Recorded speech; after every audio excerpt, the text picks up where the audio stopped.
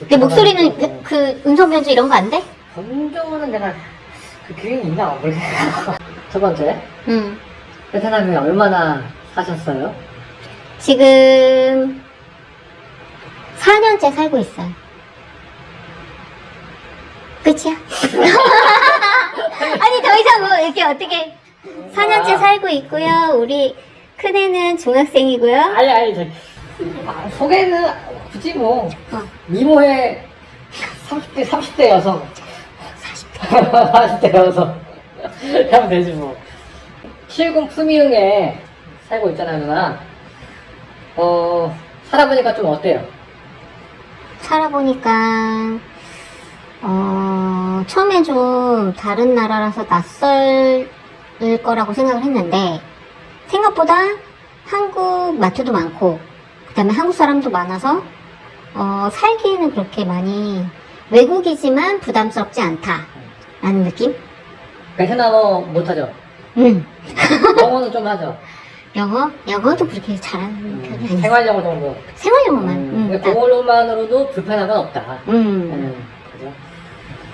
여기는 근데 왜 왔죠?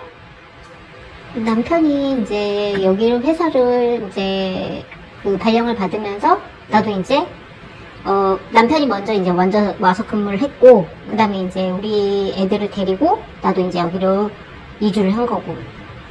여기 올 때 짐 다 들고 왔잖아요. 한국에 있는 짐. 우리는 거의 들고 왔지. 예.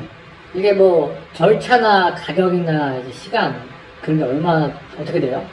그러니까 절차는 솔직히 우리가 따로 한 게 아니라 회사에서 이 이주 비용을 내줬기 때문에 우리가 절차는 내가 그러니까 4년 전이니까 이게 기억이 가물가물하지만 일단은 회사에서 그 견적을 먼저 냈었고 그다음에 그 견적에서 이제 와가지고 짐을 싸가지고 보내는데 우리가 하필 그때 코로나 딱 터질 시기여서 원래는 한 3, 4주 걸리는 걸로 알고 있었는데 그 짐이 여기 베트남으로 도착하는 게 근데 우리는 한 달 반이 걸렸었어. 그러면 뭐 따로 돈 든 건 없네요. 회사에서 다 해줬네요. 회사에서 해주는 그 회사도 있고 아닌 회사도 있고 그러니까 만약에 이주 비용을 안 해준다 이러면은 좀 짐을 너무 다 들고 오지는 말고 최소한으로 들고 오는 게 나은 것 같고 그리고 기간을 얼마 정도 하느냐에 따라서도 그거는 다를 것 같아요. 요즘에 지금 생활비가 얼마나 나와요? 생활비는 나는 내가 체감하는 생활비는 솔직히 여기가 이제 한국보다는 물가가 싸다는 인식이 되게 많은데 한국보다 물가가 싼 거는 맞지만 우리가 그들과 똑같이 생활할 수 없죠. 우리는 한국인이니까. 그렇죠. 우리는 한국인이라서 한국 마트에서 물건을 사고 한국식으로 밥을 해 먹고 이러기 때문에 그러니까 물가가 한국보다는 싸서 그래도 한국의 한 80% 정도는 내가 생각했을 때는 그 정도의 생활비가 들지 않나. 그럼 여기 한국 저 마트 가면은 좀 비싸잖아요. 한국 마트는 비싼데 한국 마트에서 뭔가를 다 사는 것보다 이제 식재료 같은 경우에 뭐 만약에 뭐 채소라든가 이런 거는 채소 뭐 생선 아니면 뭐 육류 이런 거는 아무래도 현지 마트를 이용하기도 하고 그다음에 여기도 그 현지 고기긴 하지만 한국인이 손질해서 파는 그런 정육점도 있기 때문에 그런 데 이용하면 아무래도 한국보다는 좀 저렴하기는 하지.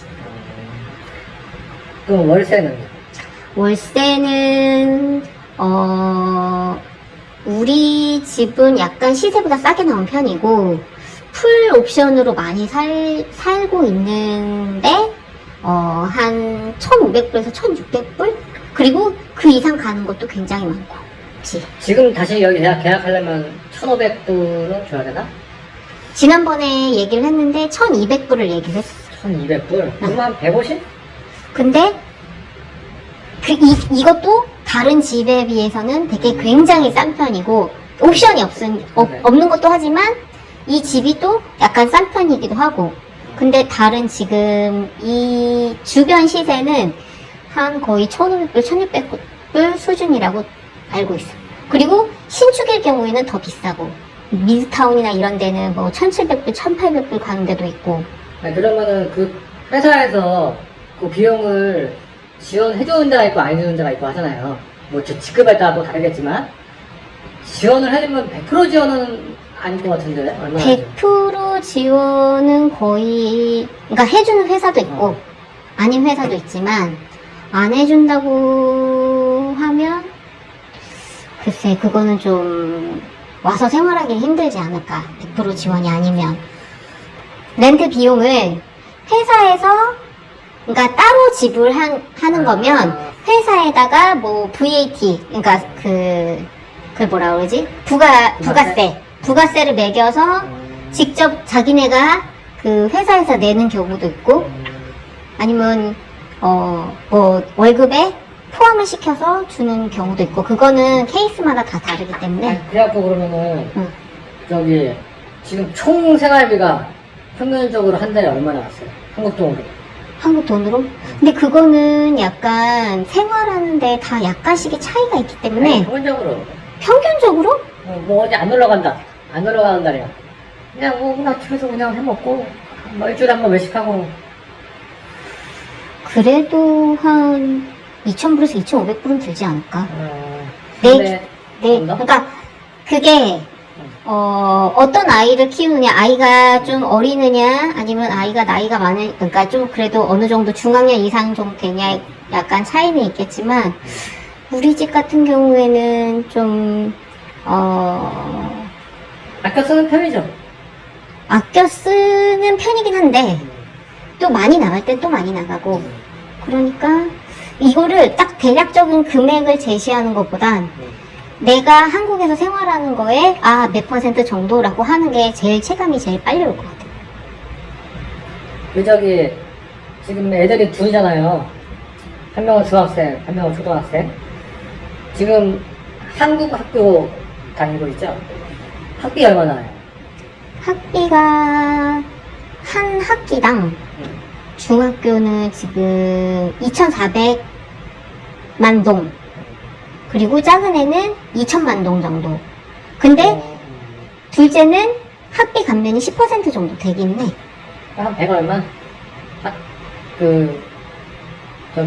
학기당 한 학기가 아니라 분기. 분기. 그럼 3개월이에요, 3개월. 그럼 4번 내야 되니까 400, 500, 1년에 한 500? 1년에 그 정도? 애 하나 있으면 1년에 한 500. 한국 학교가? 한국 학교 기준으로. 여기 한국 저기- 학교가 제일 저렴하고. 동네 아줌마들 국제학교 보내는 애들도 많아요? 국제학교 보내는 사람들 많지. 거기는 얼마? 거기는 글쎄 나 얼마 정도인지는 내가 정확히는 모르는데 그 학교마다 홈페이지 보면은 그 학년에 뭐 입학금 그다음에 뭐 그러니까 한 텀당 얼마 그 내용이 다 나와 있어. 막 ABC면 ABC 뭐 CIS 뭐 SSIS 이런 식으로 다 나와 있어 홈페이지에. 한 2, 3천 원 되겠죠? 넘겠지? 한국 돈 기준으로. 한국 돈 기준으로 2, 3천 원 넘지. 환율도 솔직히 지금은 물론 조금 떨어졌지만 환율도 많이 올랐고, 그리고 학비는 국제학교 같은 경우에는 매년 조금씩 다 인상을 하기 때문에 2, 3천으로는 솔직히 좀 어렵고, 제일 비싼 데가 내가 왔을 당시에 4천만 원으로 1년에 한 4천만 원 정도 된다고 했는데 그것도 한 벌써 4년 전이니까 조금씩 올랐으면 예. 그럼 애들 학원비는? 학원비가 비싼가요? 한국이랑? 내가 지금 한국이 얼마인지 모르겠지만 초등학교 기준으로 했을 땐 솔직히 여기가 조금 더 비싼 것 같아. 왜냐면 횟수도 그렇고, 횟수는 주 2회가 거의 기본인데 뭐 예체능이든 아니면 영어든 수학이든 거의 주 2회가 기본인데, 거의 영어 같은 경우에는 한 30만원에서 40만원 사이라고 봐야 되거든. 주 2회를 하는데 3, 40만 원. 주 2회. 초등학교 기준이고 그거. 초등학교. 중학교 가면은 더 뛰고, 그리고 고등학교 가면은 더 어마어마하게 뛰고. 교육 수준은 한국이랑 비슷해요? 한국이랑 비슷하다기보다는 여기는 한국 국제학교니까 아무래도 그러니까 우리는 특례를 아무래도 생각을 하게 되잖아. 특례를 생각하게 되면은 특례 입학은 대학 입학 특례는 영어가 비영어권 국가여도 영어가 항상 점수가 좋아야 돼. 그렇기 때문에 영어에 올인을 할 수밖에 없거든. 그래서 한국국제학교도 영어에 대해서 엄청나게 푸시를 많이 하고. 베트남어는 1도 안 가르치죠? 아니요, 가르치지. 아, 가르쳐? 조금? 일주일에 월수금 하루에 맞아요? 한 시간씩 꼭 있어. 그래서 얘네 베트남어 말하기 대회도 있고 뭐 영어 말하기 대회도 있고 그런 걸로 많이 애들 많이 시키지. 좋은 점? 솔직히 좋은 점은 그래도 여기가 아무래도 다른 나라에 비해서는 좀 저렴하기 때문에 저렴한 비용으로 영어 노출을 많이 시킬 수 있다는 거? 그거는 조금 좋은 점인 것 같고, 나쁜 점? 날씨? 날씨? 더운 날씨? 더운 날씨도 있을 것 같은데 나는 특별하게 크게 힘든 점이라고는 못 느껴요. 왜냐하면 여기가 그래도 한국에서는 어떻게 보면 먼 거리지만 어떻게 보면 또 그렇게까지 먼 거리는 아니고 우리가 마음만 먹으면 이제 좀 갈 수 있는 거리고 그래서 큰 어려움은 솔직히 그렇게 크게 없는 것 같아요. 이건 내 개인적인 견해입니다. 항상 여기 자막을 이렇게 달아줘요. 주관적인 견해입니다. 저기 동네 사람들하고 좀 어울려요? 솔직히 나는 어울리는 편은 아닌 것 같아. 아니, 좀 그룹이 있을 거 아니에요? 이렇게 좀 어울리는 그룹이 이제 어울리는 그룹이 있는데, 나도 이제 어울리려고 많이 해봤지만, 내 성향과는 안 맞는 것 같다. 이러면 곤란하는 거야! 내가 지금 나 여기서 묻는 거야, 지금. 학교에 대해서 조금만 더 얘기해볼까, 학교에 대해서? 그러니까, 한국국제학교에 대해서 굉장히, 이제, 엄마들이, 좀, 중학교 이상은 시험을 보고 들어오기 때문에 굉장히, 이제 좀, 진입 장벽이 높은 학교라는 인식이 좀 있거든. 인식이 좀 있는데, 근데, 솔직히, 시험을 보고 들어오고, 그 다음에 특례를 해서 만약에 대학을 갔어. 솔직히 그러기에는 나는 괜찮은 학교인 것 같아. 그리고 선생님들이 일단 수준이 높아. 선생님들이 중고등학교 선생님들이 서울대 출신이 엄청 많으시거든. 선생님들 이제 퀄리티가 일단 좋으시고. 아, 이 동네 그러면 저 국제학교 초중고가 다 몰려 있어요? 초중고가 몰려있는 게 아니라 그냥 한 학교에서 초중고가 다 있는 거지. 근데 웬만한 대부분 학교는 다 그래. 국제학교는. 어차피 뭐 인원이 막 그렇게 많지 않을 거 아니야? 한 학년. 한 학년에? 우리 애들 같은 경우는 180명? 180명이니까 얘네 학교만 해도 거의 1000명 되는 거지. 맞네. 호치민시 한국국제학교가 세계에서 두 번째로 큰가 그래.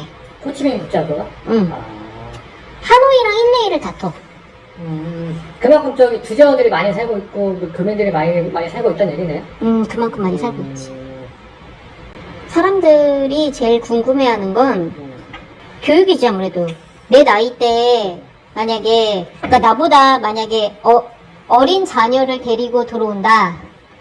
그러면 뭐 병원이나 이런 거 잘 되어 있는지.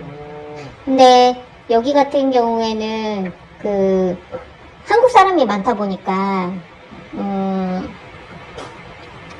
한국인들이 하는 병원도 있고, 약간 단점이라고 꼽는다면 지금 방금 병원 얘기를 했는데 병원비가 아무래도 비싸다는 거, 한국보다 훨씬. 왜냐하면 한국은 의료보험이 되지만 여기는 우리가 만약에 회사에서 그러니까 보험을, 해외 체류 보험을 들어준다면 우리가 이제 그걸로 먼저 진료를 받고 나중에 이제 그걸 받는 시스템이긴 하지만, 근데 만약에 그걸 안 해준다 그러면 우리가 자비로 들어야 되는 거거든.